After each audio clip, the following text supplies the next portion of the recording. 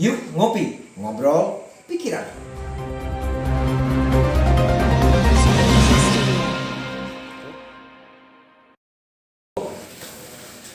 Assalamualaikum warahmatullahi wabarakatuh.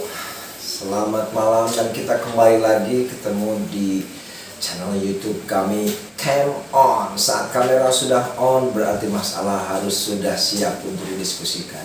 Malam ini kita akan mengupas tentang apa kira-kira yang enak ya. Pernak-pernik pendidikan di masa pandemi. Kenapa disebut pernak-pernik? Karena di masa pandemi COVID-19 ini banyak sekali metode pendidikan yang terpaksa terhambat. Selama 3 bulan anak-anak tidak bisa belajar KBM seperti biasanya. Bahkan mereka harus rela untuk tinggal di rumah, tidak bisa berbuat banyak. Di satu sisi yang lain, para guru sebagai tenaga pendidik juga memiliki permasalahan yang sama. Dia harus bisa memberikan sebuah pelajaran yang berbeda tentunya, yang tidak ada dalam kurikulum sebelumnya. Nah, tentunya bersama saya di JTN kita akan mengupas masalah ini, dan sudah hadir di tengah-tengah kami malam ini ada Mas Anto Rinanto. Selamat malam Mas, Assalamualaikum. Waalaikumsalam. Aduh, alhamdulillah. Hitam nih, luar biasa. Kenapa saya hadirkan Mas Anto Rinanto? Karena beliau adalah salah satu ketua dari Komisi Perlindungan Anak Indonesia Kabupaten Tasikmalaya. Ada hubungannya antara anak-anak yang sedang sekolah, apakah mereka memang terlindungi selama masa COVID ini, atau justru malah menjadi sebuah objek penderita? Kita akan dengarkan.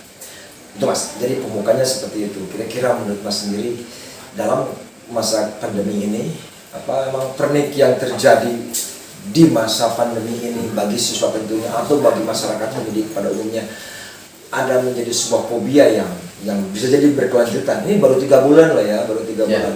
Kita belum tahu apakah ini akan diperpanjang atau tidak. Ya. Jadi yang pertama bahwa ini adalah sejarah baru yang ada di Indonesia.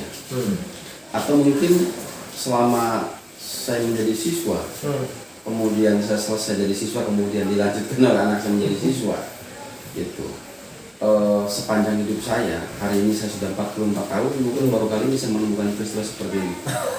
Saya pikir sudah 50 tahun, 44 ya? Ya oke, lanjutkan. Nah, kemudian yang kedua bahwa peristiwa seperti ini bukan saja terjadi di lokal tapi juga global. Di mana mendunia, bukan saja di kita tetapi juga global. Kemudian kita dipaksa siap atau tidak siap, maka harus siap. Dipaksa siap atau tidak siap, kita harus siap. Nah, kemudian hal ini memacu kita untuk bagaimana bisa meningkatkan pola kreativitas kita untuk bisa berpikir. Pemerintah harus ada kreatif, orang tua harus ada kreatif, pengusaha harus ada kreatif, semuanya harus ada kreatif. Ketika tidak memiliki sebuah kreativitas dalam menyikapi ini, maka evolusi teorinya berlaku, dia akan punah dan akan jadi korban. Begitupun yang terjadi pendidikan di kita, yang terjadi pada anak-anak kita yang ini terjadi di Indonesia, khususnya mungkin di Kabupaten Tasikmalaya. Banyak pengaduan tentang kegelisahan orang tua, kegelisahan anak, tentang peristiwa ini. Kegelisahan apa itu? Kegelisahan yang pertama adalah fobia, ketakutan yang berlebih.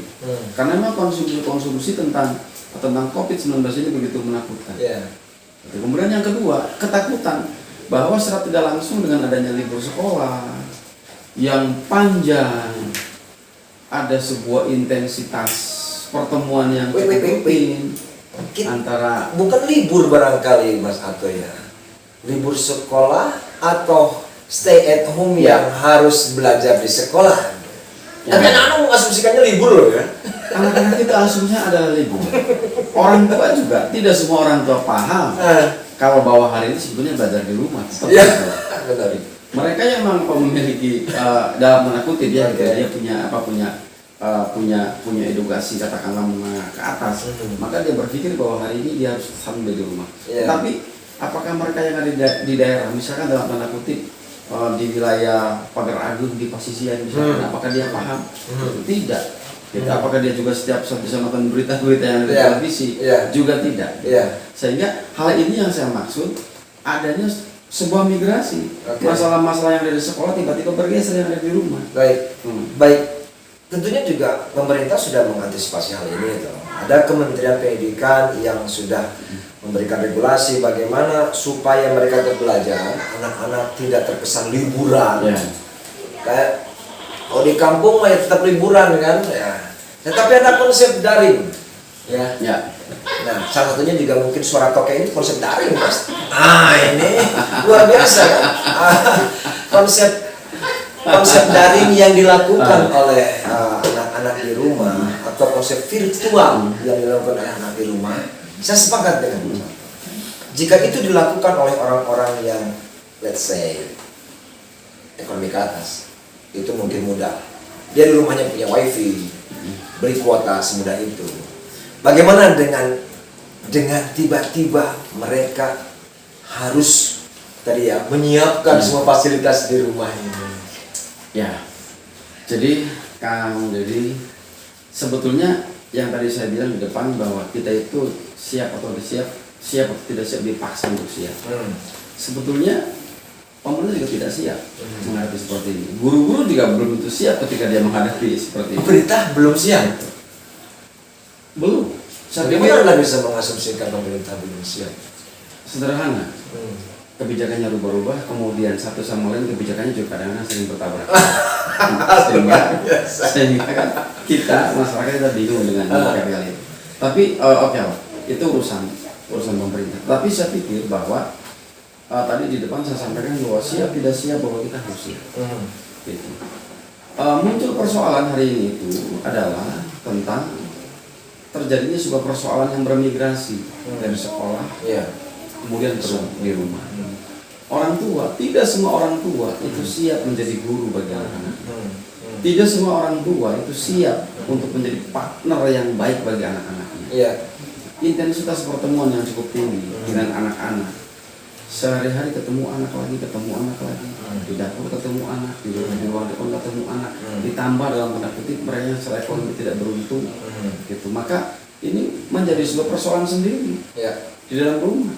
Sehingga ketika orang tua tidak pintar, tidak menciptakan sebuah ide, sebuah kreatif, kemudian pemerintah juga tidak bisa memfasilitasi, maka kebanyakan diam di rumah itu akan jadi persoalan.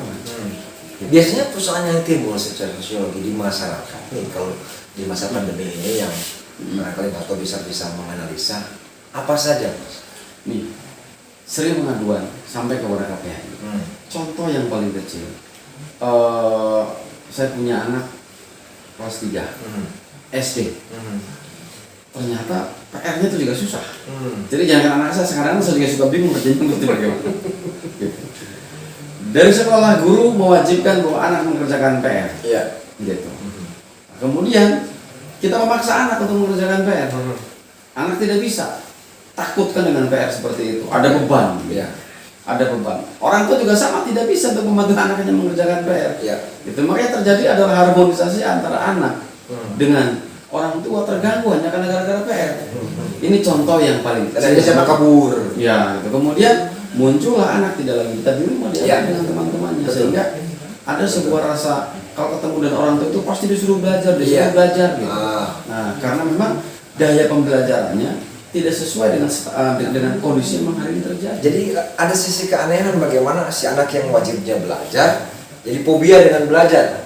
Karena tadi disampaikan barangkali si orang tua yang tidak bisa. Ada beban. Karena guru juga tidak bisa maksimal ketika tidak semua guru maksimal di dalam memberikan sebuah pengajaran ketika tidak melalui tatap muka. Baik, Mas, saya jadi teringat kalau misalkan kami punya para tenaga pendidik punya metode classroom. Itu kan setidaknya di awal-awal masa pandemi kita harus membuka classroom.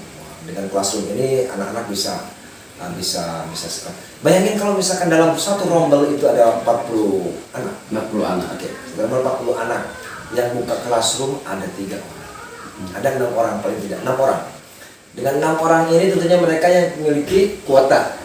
Apa jadinya yang selebihnya? Ternyata banyak yang mengatakan kepada saya, Pak, dalam bahasa Sunda tentunya ya, Pak bujang-bujang ngagale kuota. Kalau sale terbeas. sesah. Jadi bagaimana cara menjawabnya, kita akan ngopi dulu karena ini adalah program kopi. Ayo silakan ngopi dulu. Ini kopi sebetulnya. Tahu kan? Seperti ini kopi ini. Oke.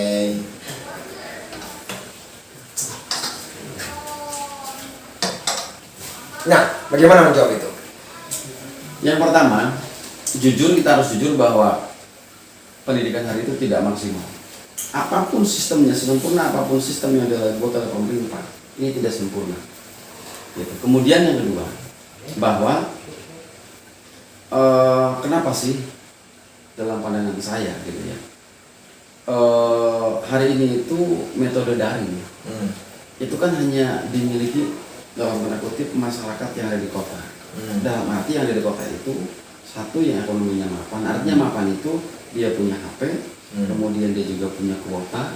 Nah, artinya kalau orang punya kuota itu, berarti dia sudah tidak lagi memberikan beras, gitu ya. Nah, kemudian berikutnya, sinyal bagus tentunya, ada kuota. Kemudian ada sinyal bagus di kota. Gitu ya. Kemudian yang saya pikir untuk daerah-daerah seperti di Kabupaten Tasikmalaya yang memang 60% adalah musim perdesaan, saya yakin tidak bisa menikmati itu. Itu saya kan tidak bisa menikmati itu, artinya tidak maksimal. Sehingga saya berpikir jauh lebih baik pendidikan itu yang tidak memberatkan anak. Contoh di masa pandemi, bagaimana kita bisa memberikan sebuah pendidikan yang berbasis budi pekerti. Wes, luar biasa. Pendidikan anak yang berbasis budi pekerti. Berbasis Emang budi itu pekerti. dasarnya, tapi kita ingin tahu lebih jelasnya, kita akan kembali setelah jeda pariwara berikut.